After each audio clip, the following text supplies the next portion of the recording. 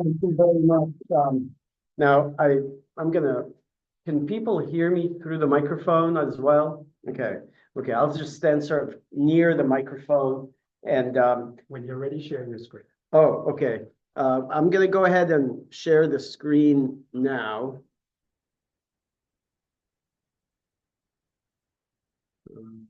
Yeah. I guess both of them are equivalent.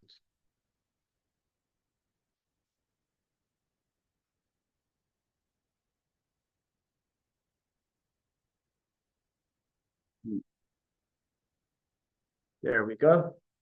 So again, thank you very much for being here. It's actually pretty cool that we're finally um, about 2 years after COVID, we're finally beginning to recover from the damage of COVID.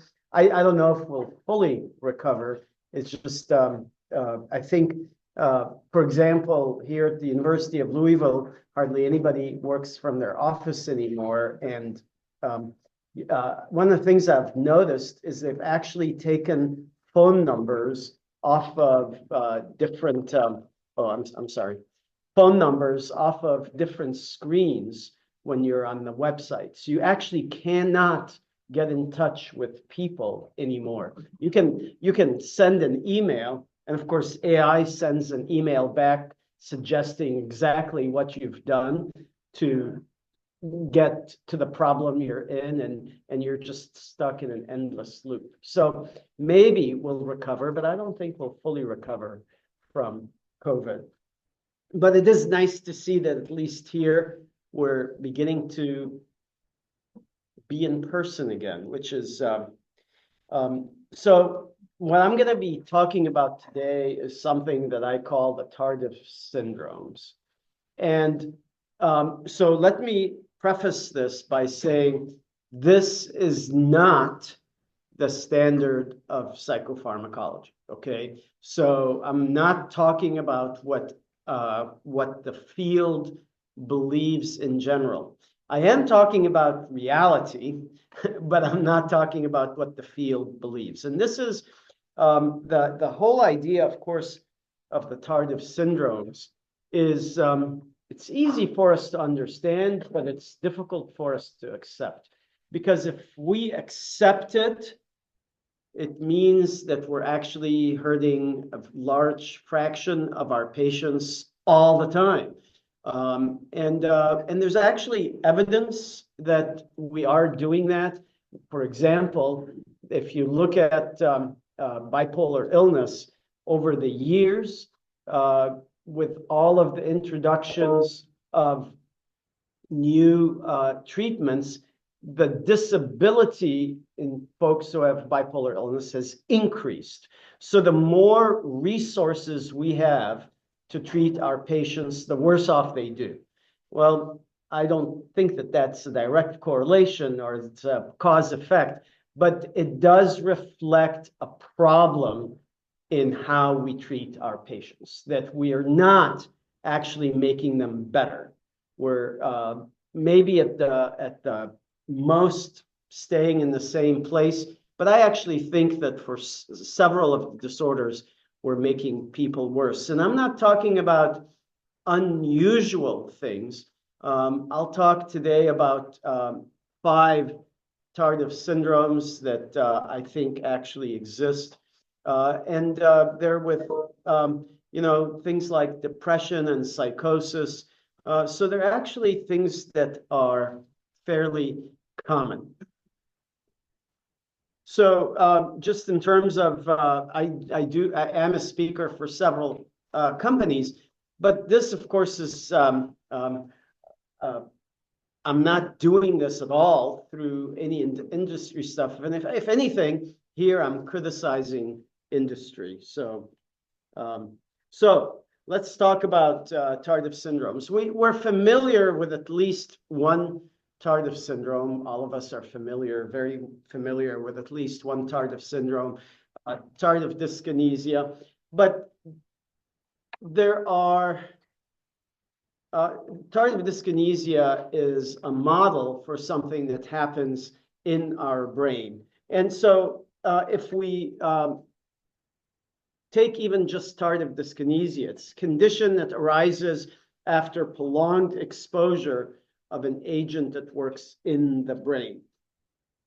And we know that the changes that happen in the brain are adaptive changes to the drug itself, meaning you put the drug in the brain and the brain tries to compensate for what the drug does. And as it compensates, if it really does, if you will, a really good job at compensating, which brains generally do, you get the tardive syndrome.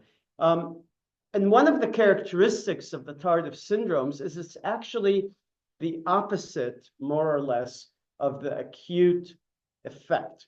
And if you want to understand tardive dyskinesia, the acute effect, of course, is Parkinsonism.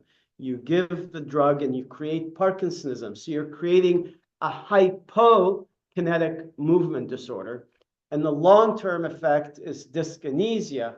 So you actually end up with a hyperkinetic movement disorder. So, and this pattern exists in all of the tardive syndromes. And like I said, tardive dyskinesia is the prototype. And we can see tardive dyskinesia because neither Parkinsonism nor choroid movements are a target or a substrate for what we're doing. With other tardive syndromes, the target is actually the disease itself. And so, for example, I'm going to talk more about this later on.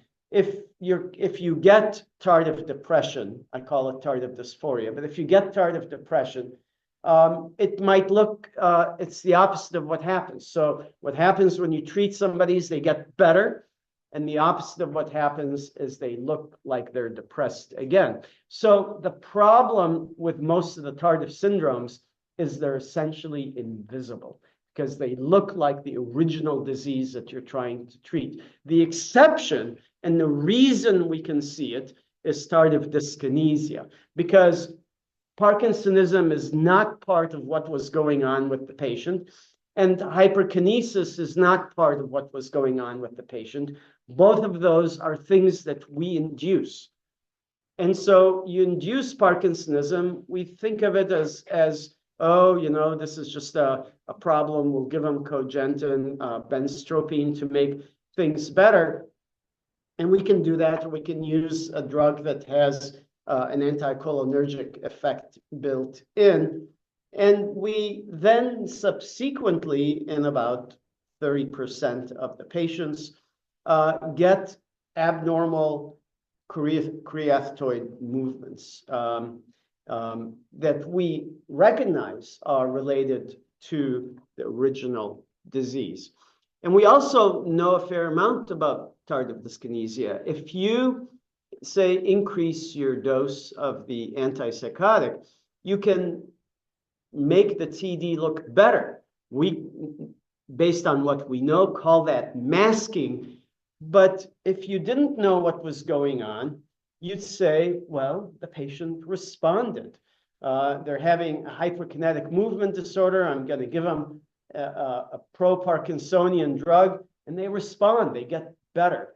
But ultimately, the brain breaks through again, and the movements come back. And the more you do this, the more permanent they become.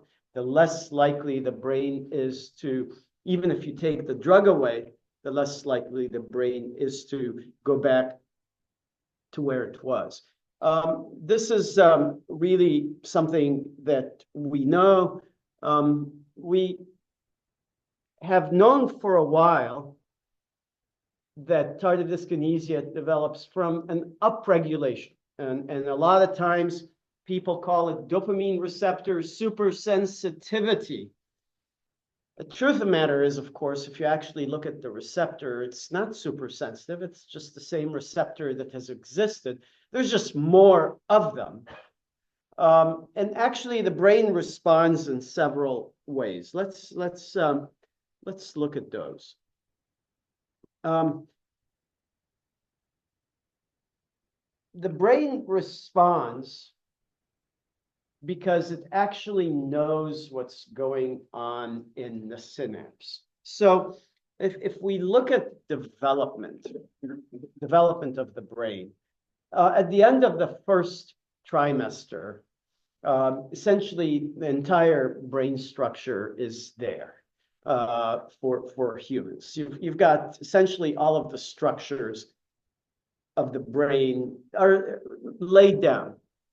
And what happens, of course, for the second and third trimesters, and actually into the first year, maybe the first 2 years of life, is that cells are releasing neurotransmitter, cells are perceiving the neurotransmitter, but the cells aren't doing much of anything. As a matter of fact, most of the first year of life, the baby is asleep. Maybe they interact a little bit, but they really don't do much of anything. But what's happening at the cellular level is cells are actually determining how they're going to communicate with each other. So for a typical neuron, there are hundreds of synapses, both presynaptically and postsynaptically. And what's happening during development is that the neurons are sort of getting to know each other. They're getting to know the adequate number of synapses to have to communicate with each other. And that has to be laid down during development. Then after development, now that the brain knows how many synapses it needs to be able to appropriately communicate a signal for each cell, it keeps track of that by knowing exactly how much neurotransmitter is in the synapse. And both presynaptic and both synaptic cells keep track of that. And they do that. The presynaptic neuron does that with autoreceptors. They also do that with interneurons. So there are postsynaptic interneurons that circle back and tell that neuron that just released the neurotransmitter to either continue or to shut up. And that type of control is very, very important for the brain health overall. And that type of control is found in essentially every cell that has a synapse, that releases a neurotransmitter and has a synapse. A synapse is important for this system to work. If there was no synapse, you don't get adaptive changes that really amount to much of anything. So this feedback appears to be a prerequisite for the Tardive syndrome. And I'm going to talk about 5 Tardive syndromes. So one of these is clearly recognized, tardive dyskinesia, and I'll show you some of the data. It's been the one that's actually been studied the most. We know that tardive hyperalgesia and tardive anxiety exist. We just haven't studied those as much as perhaps we've studied tardive dyskinesia. And the last 2 are more, we'll call them theoretical. Tardive psychosis goes by the name of dopamine supersensitivity psychosis. And it is definitely in the literature. You can read about it all the time. Tardive dysphoria goes by the name of oh God, it's I have it listed in in a subsequent slide. I think tardive dysphoria is the name that I like, so I don't remember the name that other people use. But these probably exist, and we'll talk about each one of them. We'll start talking about tardive dyskinesia, and we'll come back to these changes. So like I said, the brain needs to adapt. And it knows what's happening in the synapse by actually measuring, if you will, the strength of the signal. And it adapts in one of three ways, and actually all three ways, usually. So because it's a synapse that's changing, there are presynaptic changes, postsynaptic changes, and actually synaptic changes themselves. And let's go through all of these. So in terms of the presynaptic changes, every time your neuron fires, you actually always release the same amount of neurotransmitter. And the reason, the way that the brain keeps that number constant is the cell has a certain resting potential, and when it depolarizes to the sodium potential. And then, of course, it repolarizes through potassium. But the amount of sodium that comes in is always the same, from the resting potential to the sodium potential. So that amount of sodium is fixed for any particular cell. Sodium determines how much calcium comes in. It comes in through sodium calcium counter exchange. So the amount of calcium that comes into the terminal is fixed because it's directly related to the amount of sodium that comes in. And then the calcium interaction with actin myosin in the terminal moves the vesicles to the membrane, and the vesicles fuse. So, and of course, the amount of vesicles, the number of vesicles that are moved depends directly on how much calcium there is. So always, every time a cell fires, essentially it's releasing about the same amount of neurotransmitter. Now, the cell can actually alter how much neurotransmitter is being released, but it does so almost exclusively by altering the amount of neurotransmitter that's in the vesicle. The cell cannot alter how many vesicles it releases, but it alters how much neurotransmitter is in the vesicle. It can make more, it can make less. And just as an aside, for example, for the amines, which are usually the neurotransmitters that we use to treat our patients, all of the amines are actually dependent on precursors. So, you know, if you're going to have turkey for Christmas, you're going to increase the amount of tryptophan that you consume, and that's going to increase the amount of serotonin and melatonin that you're going to make, because the precursor increases the neurotransmitter. That also happens with dopamine and norepinephrine. I always like to, you know, we now have a ready source of phenylalanine, which of course is converted into norepinephrine and dopamine. And there are studies that clearly demonstrate that if you increase the precursor, the phenylalanine or tyrosine that a person is consuming, you increase dopamine release. And in folks that have tardive dyskinesia, for example, you can make the TD transiently worse just by giving them. And so, so it's always important to actually know how much aspartame, NutraSweet, your patient is consuming. We actually have published a case where the onset of tardive dyskinesia was related to the patient doing exactly what I told her, which was to switch from sugared soda to diet soda because she was gaining weight. And she drinks a fair amount of soda, and that change was enough for her to develop tardive dyskinesia. Because what we did, the difference that happened was we simply increased the amount of dopamine that's being released. And I'll talk more, I'll show you data regarding that specifically.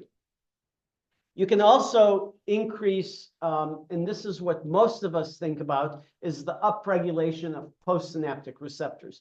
The upregulation of postsynaptic receptors, a lot of times we call it dopamine receptor supersensitivity. They're not super sensitive. They're the same receptors that were made all along, no different.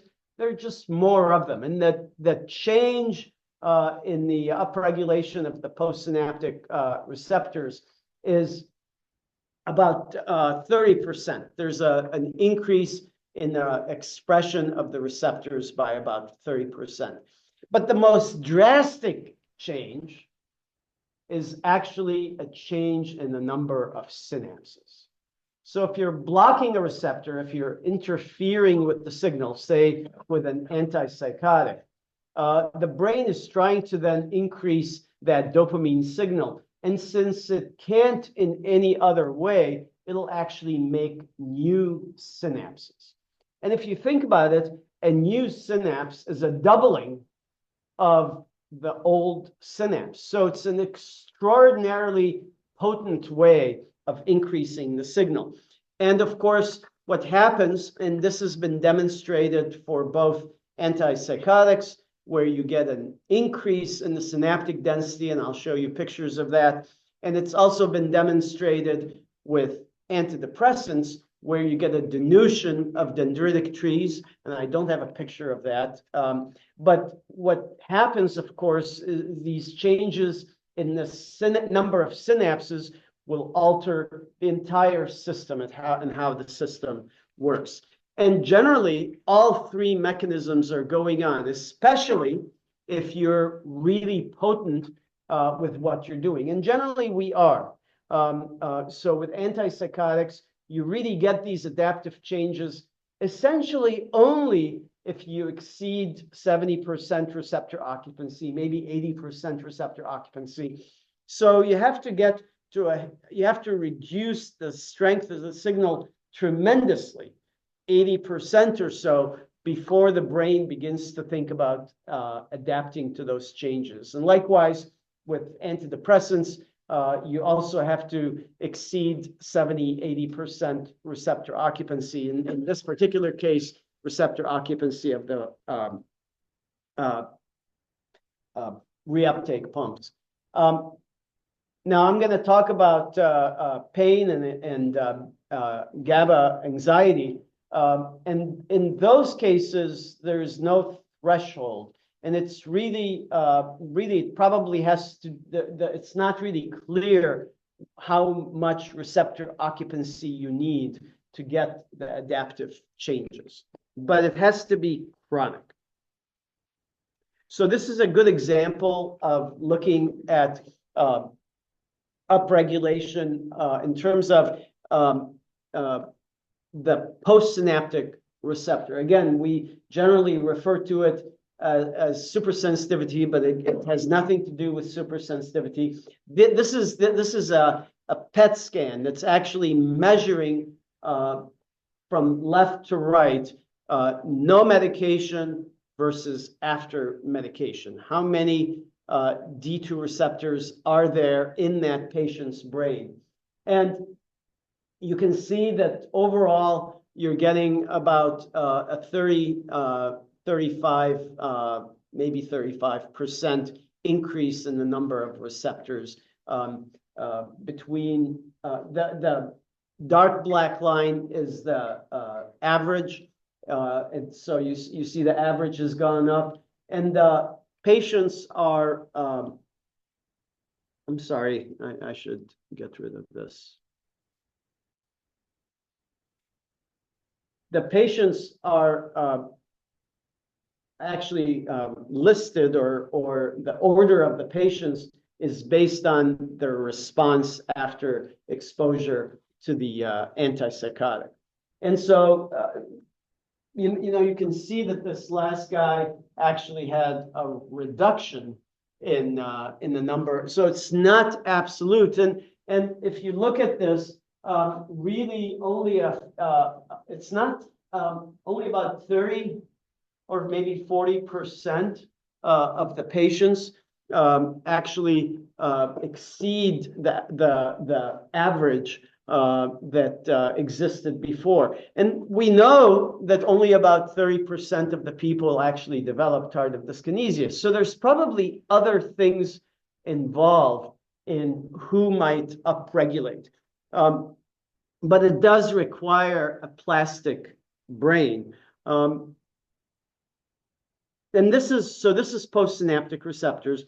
I mentioned earlier that the actual number of synapses changes. And we have evidence of this in terms of measuring actually synaptic proteins. So there are proteins that are expressed exclusively in the synapse, and we can actually measure those and in certain structures and see if the number of proteins is staying the same, going up, going down. It's sort of an indirect way of seeing an increase in the number of synapses. It tells you there's an increase in the number of synaptic proteins, and that clearly happens. But this is a picture of actually electron micrographs, and there are other types of electron micrographs. This is, of course, in an animal that's exposed to an antipsychotic. They usually end up using Haldol to induce tardive dyskinesia in animals. And I've seen animals with tardive dyskinesia. I mean, they clearly have the oral movements. It looks just like a human with tardive dyskinesia. If you look at the basal ganglia, so a synapse, of course, is not just where two cells meet. A synapse specifically has to have a synaptic plate. And the synaptic plate in electron microscopy, transmission electron microscopy, which is what you're looking at here, is always hyper dense.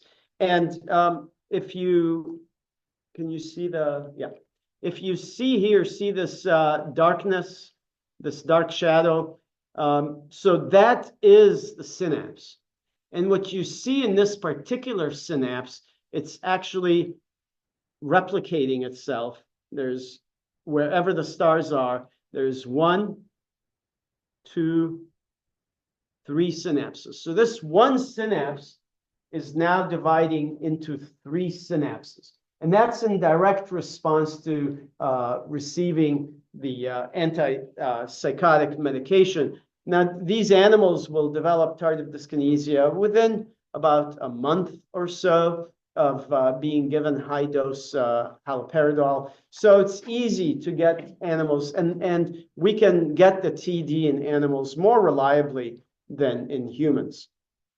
Humans, I think one of the things that saves our patients is poor adherence to treatment.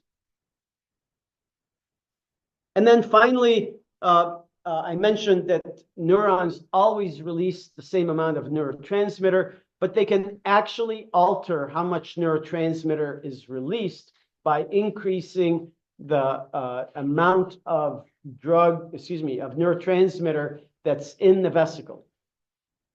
And this is an example.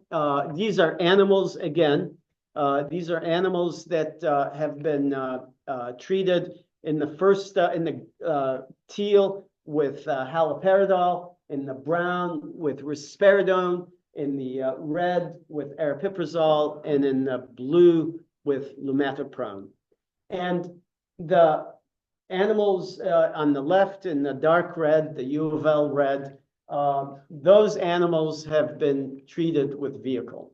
So they're essentially saline, but they're getting injections every day, just like all the other animals are getting injections every day. And you see the number next to the name of the drug, and that's the milligrams per kilogram that was administered. So reasonably high dose medications, 3 milligrams per kilogram, of haloperidol versus what would be considered a therapeutic dose for an animal, 1 milligram per kilogram as a low dose. And I want to, you're thinking, oh, wait a minute, that's like 80 milligrams in a typical human. Remember that animals, rats in particular, always need higher doses to get equivalent for a couple of reasons. Their CYP enzymes are supercharged. These animals live in filth and eat nothing but toxic waste, and they have to be able to detoxify their foods even more efficiently than we have to be able to detoxify our foods. But also, right now, even if some of you have eaten, the fractional blood flow that's going into your mesenteric arteries, 5%. Maybe if you've just eaten something, there is pizza, by the way. Maybe if you've had some of the pizzas, maybe it's 10% at the most of your cardiac output. And if it's 10%, you're probably falling asleep right now. So if you're not falling asleep, it's less than 7%. For a rat, their fractional cardiac output that's going through their mesenteric artery is close to 20%. And so what that means is if you have haldol in your system now, only about 5-7% of each heartbeat gets metabolized. But for a rat, that number is 20%. And so with each heartbeat, they metabolize a ton more drug. And then finally, of course, your heart is probably beating about 60, 70 beats a minute, unless you're really excited about this talk. But for a rat, even if they're not excited, their heart is going 100 to 120 beats a minute. So all of those things increase how animals metabolize. And so what you have to do when you're using an animal is actually determine the equivalent dose by measuring the drug. And so those are actually reasonable doses. And what you see here, they're measuring the concentration of DOPAC, which is the metabolite of dopamine after it's released into the synapse, divided by dopamine. So this is specifically a measure of dopamine turnover, how much dopamine is actually being released. You wouldn't get DOPAC if dopamine was not being released. And you're seeing what fraction of the dopamine that's being metabolized to the total dopamine. So you're compensating or you're correcting for simply synthesis, even though you're grinding down the entire cell, you're correcting for the synthesis by looking at the ratio. And again, this is quite impressive because your patient comes in, they're psychotic or manic, and you're saying, what I really need to do is I really need to reduce the dopamine signal. And you give a drug that blocks dopamine, and what you're doing is you're increasing dopamine release at least 300%, maybe a little bit more. And that's impressive. I think it's certainly humbling to look at that and see what we're doing to the dopamine, to the very same neurotransmitter that we're trying to block. A tremendous increase. And that happens. These animals, by the way, have been treated for 3 weeks. So this is not an acute, this is not just that the brain is attempting to respond. This is what's happening over time. It does not matter if you're receiving haloperidol versus risperidone. You know, we make a big deal of serotonin 2A blockade. But the real biggest difference between second-generation antipsychotics and first-generation antipsychotics is not what the serotonin 2A blockade does to dopamine release in the basal ganglia, even though we talk about that being the mechanism, the real big difference between first generation and second generation antipsychotics is the dose we give. So if you're as old as me or older, you know that you were taught that you actually have to get Parkinsonism to make sure that you're giving an adequate dose of the antipsychotic. If you don't have Parkinsonism, you know that you're not blocking the receptors adequately. So psychiatrists for years have been taught that you need to induce this side effect. And this side effect, by the way, only happens if you exceed 80% receptor occupancy. So we were taught that you have to get more than 80%, and the doses that the typical clinical doses that are part of even the PDR, the package inserts, are doses that are meant to give you Parkinsonism. Subsequently, after we've had things like PET scans, we now know that actually you only need about 65% receptor occupancy. And if you, maybe 70% if you want to round it up. And if you exceed that, you get Parkinsonism, but you don't get any additional benefit.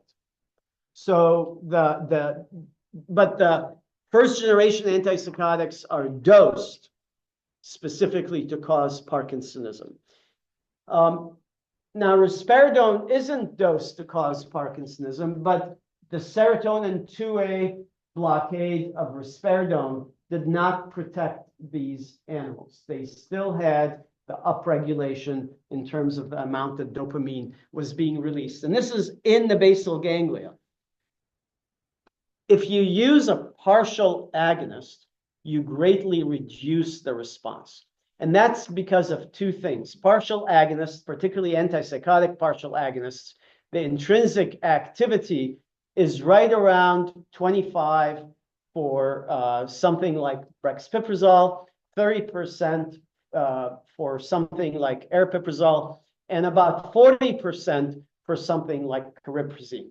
If you exceed intrinsic activity above 40%, essentially the drug becomes an agonist. So it won't work as an antipsychotic. If you go below 25%, then the intrinsic activity is really too little, and the drug acts as a full antagonist, because getting 90% blockade or 90% reduction in the dopamine signal is not going to be helpful. So this is with aripiprazole, which has about 25% intrinsic activity, and what you see is you get a doubling of the amount of dopamine that's being released. The cool thing, and instructive, of course, is lumateperone. So lumateperone is really different. Lumateperone is a postsynaptic antagonist, but presynaptically, it's a partial agonist.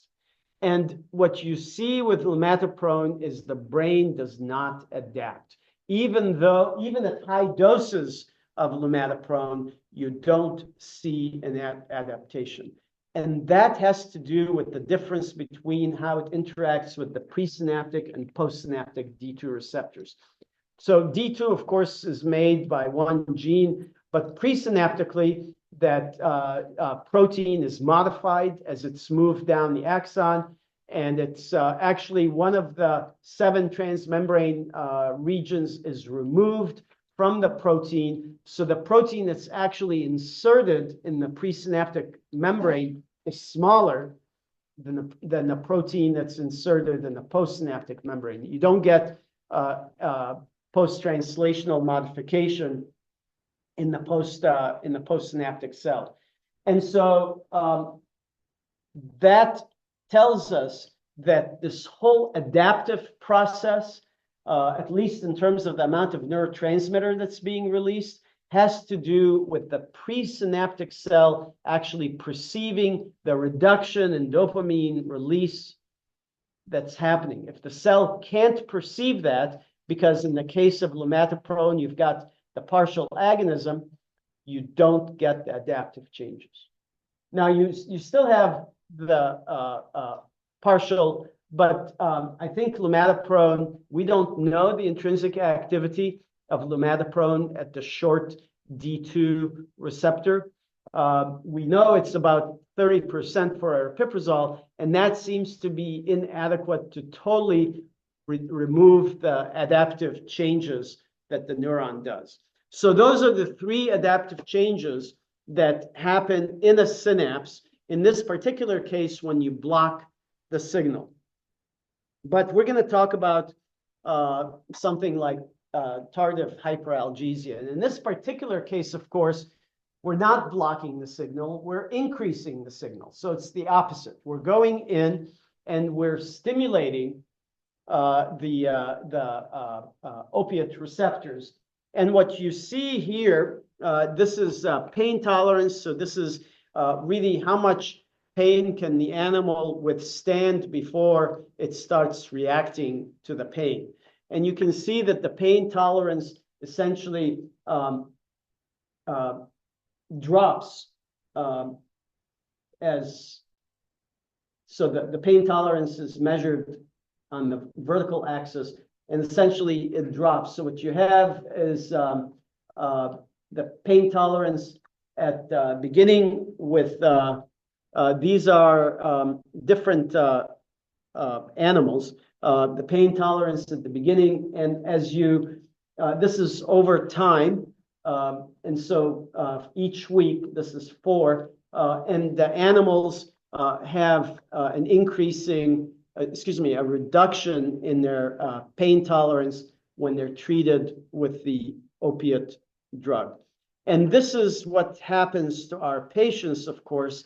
And when it happens to humans, you'll give them the analgesic, the opiate analgesic. And it doesn't have to be opiates. It can even happen with other anti-pain medicines. But it's clear with opiates, you give them the analgesic, and after a while they say, well, you know, it worked really well initially, but it seems to have lost its efficacy. And there's this progressive increasing in the dose. And it's exactly the same if you were to treat, say, abnormal movements in your patient who is developing tardive dyskinesia with the Haldol. They'll come in saying, oh, you know, my movements got worse, and you have to increase the dose, and then you increase the dose. And you ultimately get to a dose that doesn't kill the patient, but the body can't respond to it. So you can actually make the movements go away by just increasing the dose. With opiates, of course, that doesn't happen. The patient dies before you can actually control the pain just by increasing the dose.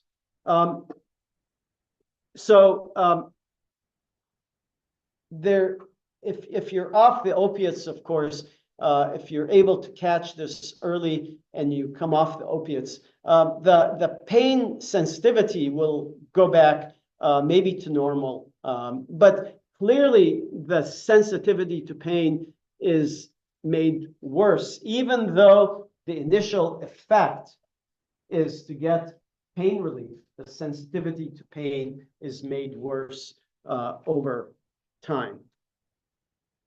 And of course, what we generally do is we try and reduce the duration and exposure to the opiates. But one of the things that may indeed work, at least partially, is to use partial agonists. Drugs that reduce the adaptive changes, but still create enough of a signal, an opiate signal, to reduce pain. It may be that buprenorphine works a little bit differently than partial agonists for antipsychotics, because with antipsychotics, part of the reason that the brain adapts so readily is actually we have a tonic dopamine release. We have a tone of dopamine in our brain, meaning that our neurons are receiving dopamine continuously. And that tonic release is what's interrupted when you exceed 70%, because the tone of dopamine is 70% receptor occupancy, because the tone of dopamine is right around 30% of the maximal dopamine signal, a little bit less. And so, so if you exceed 70% receptor occupancy, you begin to actually interfere with the tonic signal, and that's when you really get a problem. And I'm not sure if we actually have a tone of enkephalin or endorphin release. So it may not be the same. We certainly release enkephalins and endorphins in anticipation to pain. We release them for all sorts of things, but we may have a tone. The system just hasn't been studied well enough to know that. Benzodiazepines, exactly the same thing as with opiates. They also stimulate the receptor. And we know that benzodiazepines, again, reduce expression of things like GABA, reduce the number of synapses. Chronic and continuous use is associated with reductions in the number of synapses, number of the amount of GABA that's released, exactly the opposite of everything we saw with the opiates. And of course, long-term benzodiazepine makes anxiety worse. So we know that that's something that happens. And again, we generally avoid benzodiazepines. Maybe we can use something like gabapentin. So gabapentin, of course, doesn't work on GABA, despite the name. It works on glycine receptors, which actually are there to increase the potency of glutamate. And because it's not a primary neurotransmitter, it's there as sort of a neurotransmitter that is co-released. It just makes the original neurotransmitter, the main neurotransmitter, a little bit more potent. And so when you interfere with the glycine signal, I don't think it's enough of an interference for the cell to adapt fully. And I think it's one of the reasons that you can get away with using gabapentin, which blocks glycine, without much of an adaptive change. And most of the time, you don't get any withdrawal. So I think that allows for that to happen. And then this is something that it's so oppositional model of tolerance, which is a horrible name. Tardive dysphoria so much, it just rolls off the tongue, right? So of course, I'm the one that coined the term tardive dysphoria, and I did it to get it to sound like tardive dyskinesia. But tardive dysphoria is exactly the same thing, except in this case, again, it's the opposite. It's you're increasing the signal, so the system is down regulating. And as I mentioned, the initial effect is the opposite. So just like with pain, you reduce the pain and it got worse. You reduce the anxiety and it got worse. Now we're talking about depression. So the initial effect, of course, is that you improve the depression. If you're going to be getting an adaptive response that's the opposite, the long-term effect is that you get depression. And I think that tardive dysphoria accounts for a lot of the treatment-resistant depression. So let's talk about treatment-resistant depression. So the average, if you go back, again, you have to be old. And I'm not too old so that I actually know how things happened before antidepressants, but the literature is. And going into the old literature is important. And one of the things that's really annoying about today's literature is that it's only the last 20 years are on the internet. And if something is older, you have to go to the library. And reviewers, when you submit something, reviewers actually dislike old references. They say, well, this is old, it's too old. And as if being old is actually bad. And of course, as I get older, I know being old is actually good. And so, so there's a real problem with the literature. So now, of course, there really isn't a living human being, or let me just say this differently. There isn't a practicing psychiatrist that actually was around when antidepressants did not exist. And when antidepressants did not exist, we had a few people that might have had chronic depression, but the average duration of a depressive episode was 3 months. How many people, unless they heard me say that, how many people knew that before I said it? Okay, fair amount of the attendings did, which is good. But the average duration is 3 months. And think about it. That means that it doesn't matter what you do. If you have the patient come into your office and stand on their head for 1 hour, if you wait a couple of months, their depression will get better.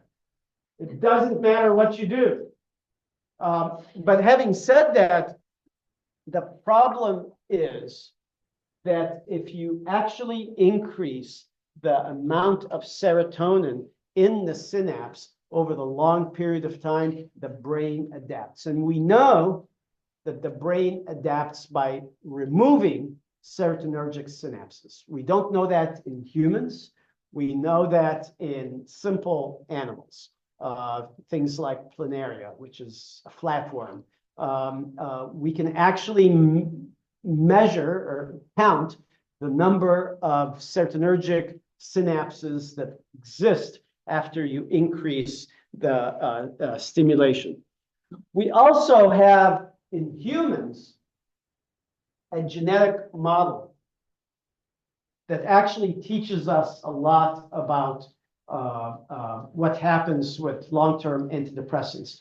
And the reason this is informative is folks that have the short form of the serotonin transporter will express 50% of the number of serotonin reuptake pumps. Now, that's not a full antidepressant dose. A full antidepressant dose reduces the number of the amount. You have to get 70% receptor occupancy. So you have to reduce the reuptake by 70%. 50% is not therapeutic. But if you look at folks who have the short form, folks who from conception have more serotonin in their synapse than people who don't have the short form, who have the long form, what you find is that folks that have the short form, one of two things happen to them.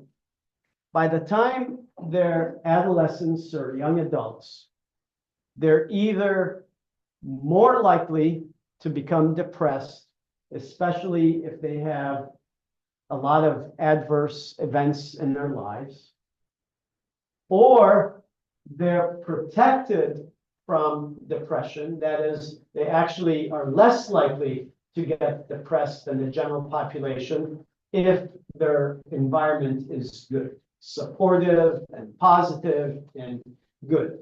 So if you're lucky enough to have parents with resources and loving, and you're smart, and so you do well in school, and everything falls in place for you, and you have the short form, you're less likely to become depressed than somebody who has the long form and is just dealing with life as it comes, general population. If you're unlucky enough to have gotten, your family is poor and your parents are drunk all the time and God knows what other bad things happen to you, now you're more likely to get depressed. And that difference persists, but in terms of the general population, really vanishes by the late 20s, meaning that the rates of depression in folks that have the short form and rates of depression in the general population tend to be about the same. So you see it early on. And so teaches us about that. And so what I think happens with our patients is we treat them with an antidepressant, they do well, maybe it helps them over the short term. In long-term studies, the protective effect of antidepressants vanishes after about 6 months. But for 6 months, they're doing pretty well. Beyond that, it then has to do with what's happening in their lives. If they happen to have reasonably good things happening in their lives, they'll do beautifully because they'll have more serotonin. And that probably gives you more emotional motivation. They'll probably do better than their peers. If, on the other hand, bad things happen in their lives, they're more likely to get depressed. And I think if we look at historical depressions and the fact that depression is episodic and gets better on its own, whether you treat it or not, there really is no such thing as treatment-resistant depression. Now, obviously, I'm exaggerating, right? There are people that get depressed and stay depressed, but treatment-resistant depression is non-physiologic. And so, especially currently, treatment-resistant depression is about 30% of people that we treat. Now, a long time ago, before SRIs, treatment-resistant depression was 5%. And SRIs came along, and SRIs, of course, are safe, and that allowed us to use high doses and chronic administration. And then that allowed us to change our patient's brain in a way that's similar to the short form of the serotonin transporter. How do you get around that? You can use drugs that give the brain a mixed signal. Drugs that might block reuptake, but then also block postsynaptic serotonin receptors. Things like vortioxetine or maybe even mirtazapine. You can use drugs that work on systems that don't have synapses. Norepinephrine doesn't have a synapse. And so anything that increases norepinephrine, the brain probably does not adapt to. You can use pramipexole is up there because it stimulates dopamine. And remember, dopamine has a tone. And so when you block dopamine, you're immediately interfering with that effect. On the other hand, if you stimulate dopamine, especially if it's only a little bit, dopamine won't induce a change because it's expecting that there'll be increases and reductions. It doesn't respond directly. I think if you do it a lot, it will. And then finally, we'll talk about tardive psychosis, and I'm getting to when do I need to stop? About 10 minutes. So tardive psychosis is exactly the same idea, except now we're blocking dopamine, and we've already talked about blocking dopamine, except here you're blocking dopamine in the limbic system. And it's a lot harder to measure things like that in animals. Those studies have simply not been done. Tardive psychosis, by the way, is something that is still being discussed in the literature today. Most people that are pharmacologists believe it actually does exist. It's just, it's not, tardive psychosis is an old term that was created in the 20th century, and supersensitivity psychosis is believed to be more exact, if you will. It's not really, it's actually more erroneous because there is no supersensitivity, but it sort of describes the process. But again, you can probably reduce the likelihood of tardive psychosis the same way you reduce the likelihood of tardive dyskinesia. You use partial agonists, you use things like lamatoprone, which only gives you at the therapeutic dose 40% receptor occupancy, things that really make sure that the dopamine system doesn't respond. I put xenomyline up there because I think it's important to be suspicious. If all of what I said today is somewhere close to reality, then xenomyline, which of course, is a procholinergic, it stimulates M1 and M4.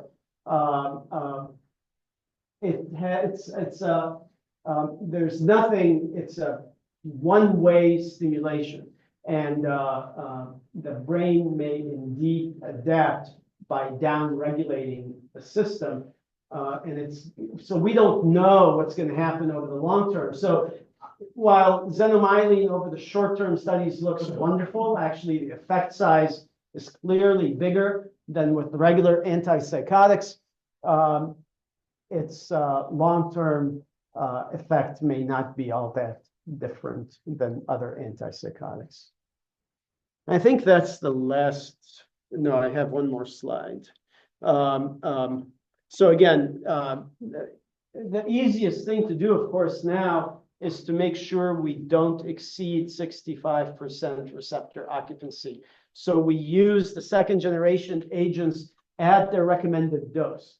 I never really finished my thought initially. The difference between first generation is that we use them at high doses. Second generation, they were developed after we knew that we shouldn't exceed 70% receptor occupancy. And so the recommended doses are actually lower than the first generation agents. And so if we stick with the recommended doses, we probably do a better job at avoiding these things.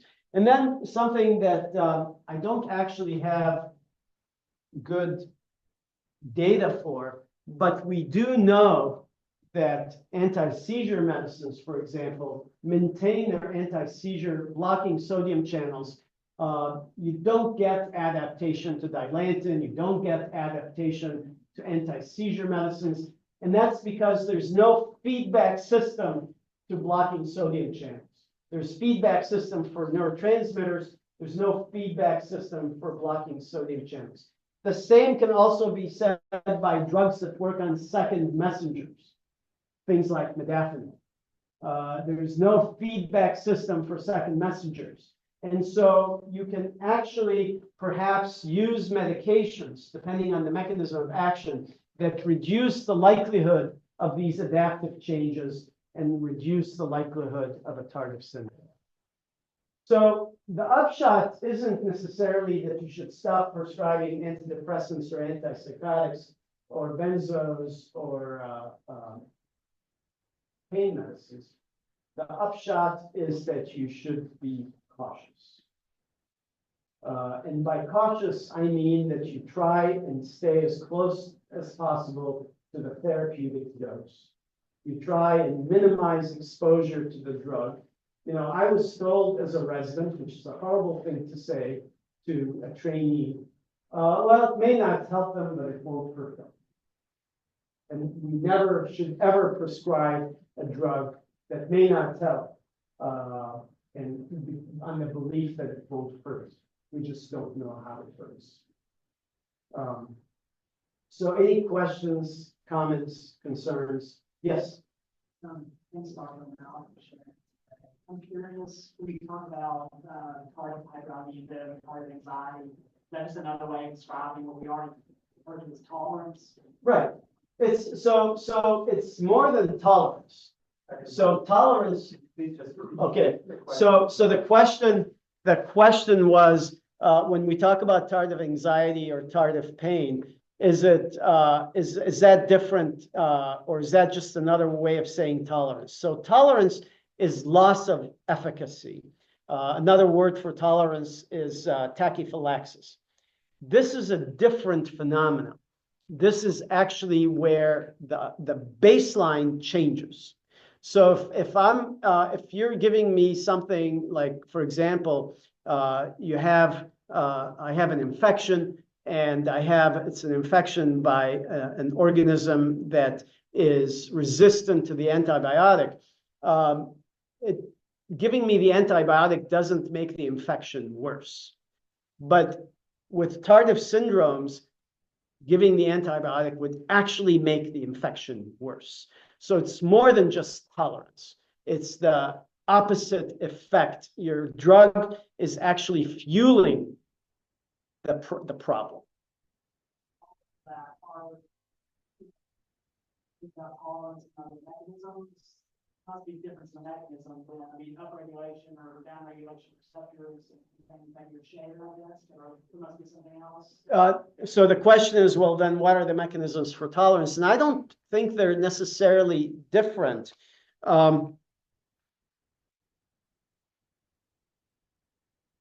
You know, we think if you look at, for example, the rates of depression, chronic depression, are about 40% of folks that are on antidepressants. It's not 80%, it's about 40%. The rates of tardive dyskinesia run from 20, maybe 15% to 30%. And if you look at the upregulation in this particular case of postsynaptic receptors, it's across an entire spectrum where maybe 40%, maybe a little bit more than 40%, half of the patients don't really have any upregulation at all. And this is with dopamine. So, so I think that you can get tolerance, and if it gets worse, it becomes a tardive syndrome.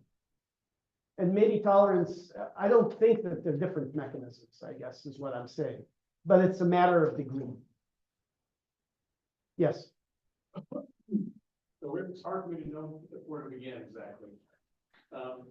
If these ideas that you're sharing today, and I know you've shared these ideas before, Yes.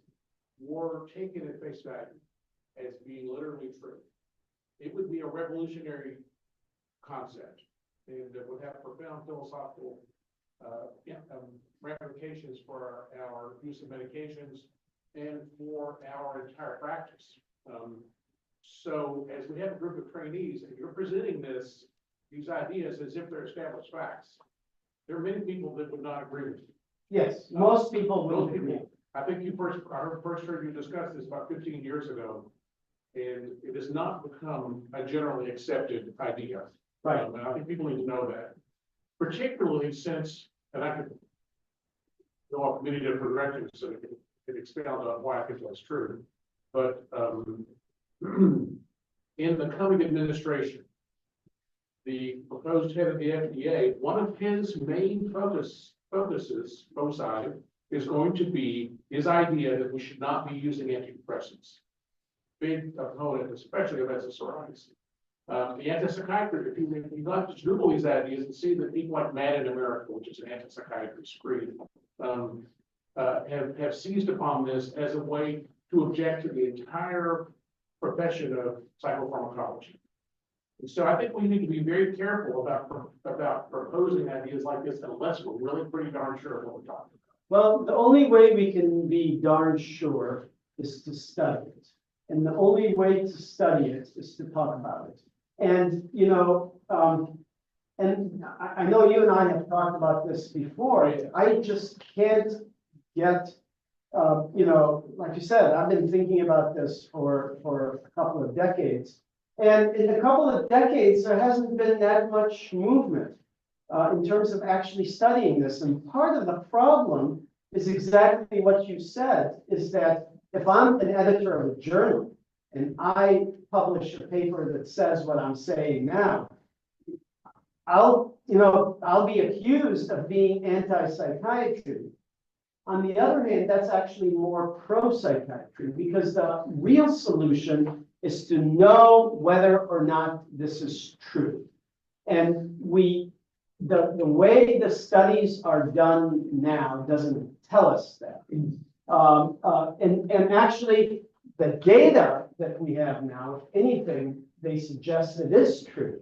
Because we've developed treatment resistance, which didn't exist. Yeah, I'm not sure that that's really true, as you know, one of my areas of medical history.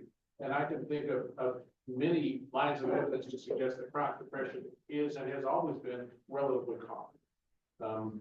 In the DSM-1, it was described as depressive neurosis. The historical record, think of Churchill would be a good example, or Hemingway, or even Emily Dickinson, people that are well known and well discussed, who had a lifetime of depressive symptoms, varying from time to time. Or Lincoln would be another example. And so, how common it was, you can't comment on that based on historical cases, but it certainly existed. It's not a new phenomenon. With tardive psychosis, the rates of hospitalization and the length of hospitalization plummeted after the introduction of antipsychotics. We had something like 500,000 people, mostly with chronic psychosis, in state hospitals in the United States in 1950. Nothing like that today. People who are on injectable, long-acting injectables, they don't do worse, they do better. Right. So you can count me as a skeptic. I agree that this is an interesting concept that should be better studied. But when you propose that we have an illness that has symptoms that are virtually identical to the illness that you're trying to treat with the particular agent, it's hard to know how to think about that. So, the fact that somebody with depression is given antidepressants and then they have depression doesn't prove the antidepressants are the cause. So let me, again, this is a good discussion, I think. Of course, it took us 2 generations of physicians to get comfortable with the idea that antibiotics might actually increase infection. That's true, and there's been much discussion in the literature. Ideas from left field may turn out to be true. There are hundreds of ideas from left field that don't turn out to be true. That's true.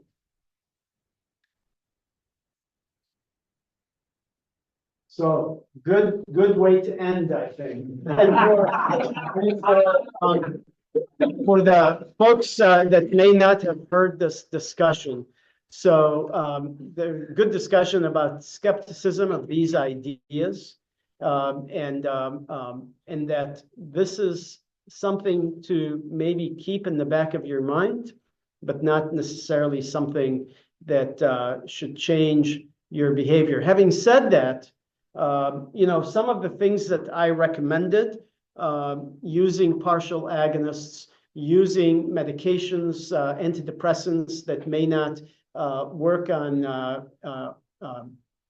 parts of the brain that actually have synapses, or using pro-dopaminergic drugs that, as long as rein in the dopamine stimulation, are things that we can do and still help our patients and maybe address some of these concerns in a different way. So there are ways to continue to be a psychiatrist and continue to believe that these things might be happening.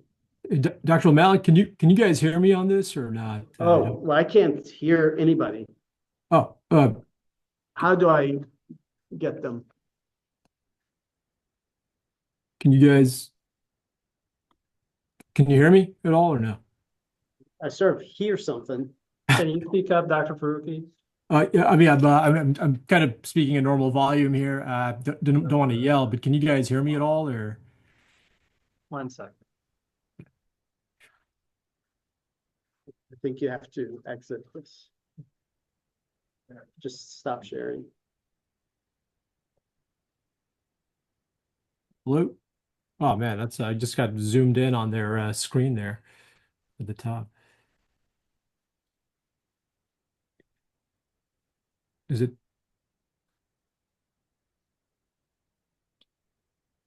Can you hear me? No? Yay? Yay, nay? I'm gonna call them because I think we can't hear them now. Yeah. We can't hear you either. Do you want me to just call Riff? I'll just call Riff. Riff, I'll call you. So I'll call Riff. It's okay.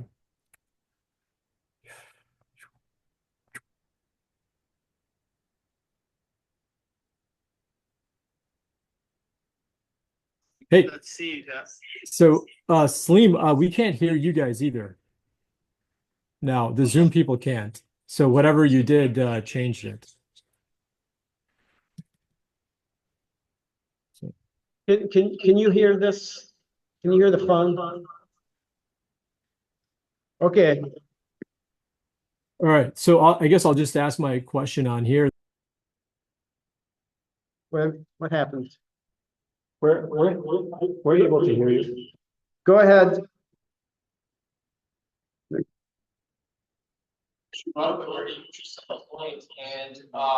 And you know, I'm a huge fan of kind of looking into the future and trying to use some of the theories and test them not only in practice but also in in research. You mentioned that it took generations of physicians to understand that antibiotic use could be harmful if used improperly. It also took generations of physicians to kind of acknowledge, if not summarizes, the ideas of hand washing in units when it comes to surgical procedures and how that might reduce infections and deaths and things like that. I have found that a reliance on existing literature sometimes impairs and impedes progress in medicine, because essentially you're forced to use a specific modality of investigations and then practice according to it, which I think sometimes blunts our ability to be creative in the ways that doctors in the past used to be, that led to significant advances. What advice from both you and anybody in the audience, what suggestions do you have for not being kind of a slave to existing, not necessarily, appropriate or adequate literature, but also what advice would you give on how to appropriately and safely incorporate some of these theories into practice while also staying within the bounds of standards of care? Wow. Unfortunately, all of the attendings have left. So the people that can answer that question are gone. But of course, maybe that's fortunately, now I can say anything I damn well please. Having said that,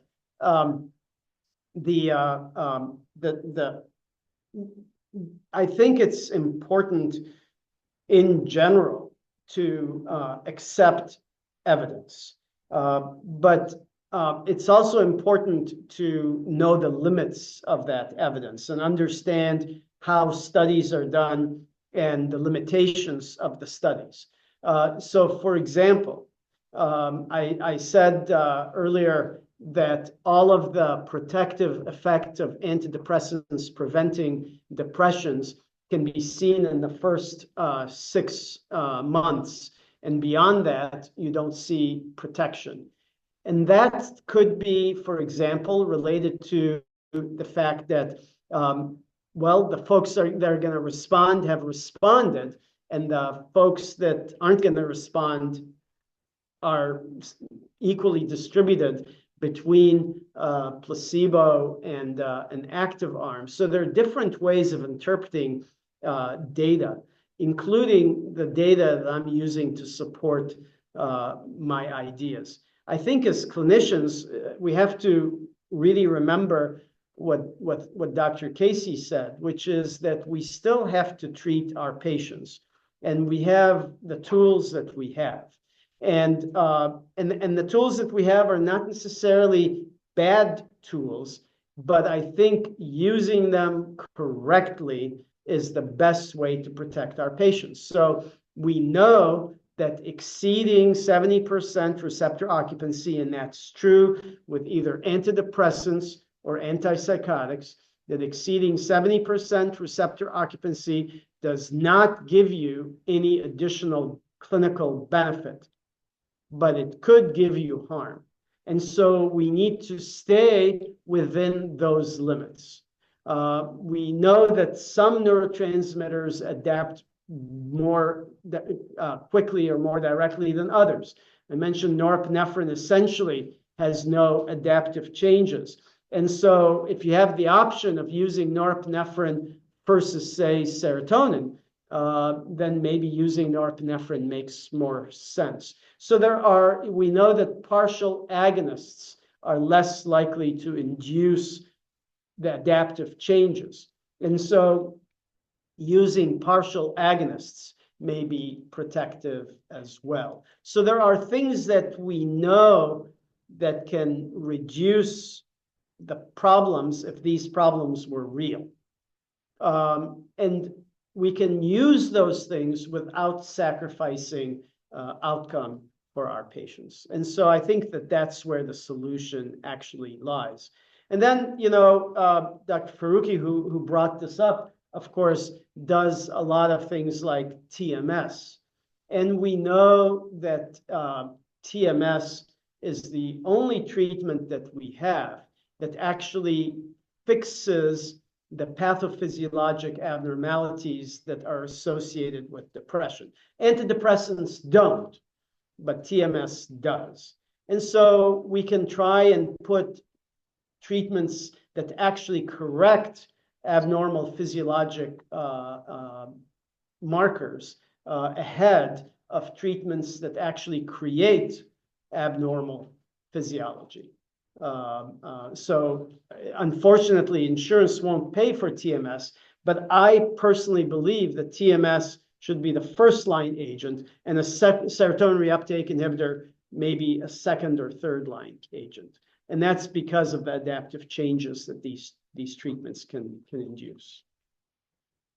Yeah, no, thank you for answering that question. That's kind of my, you described as actually my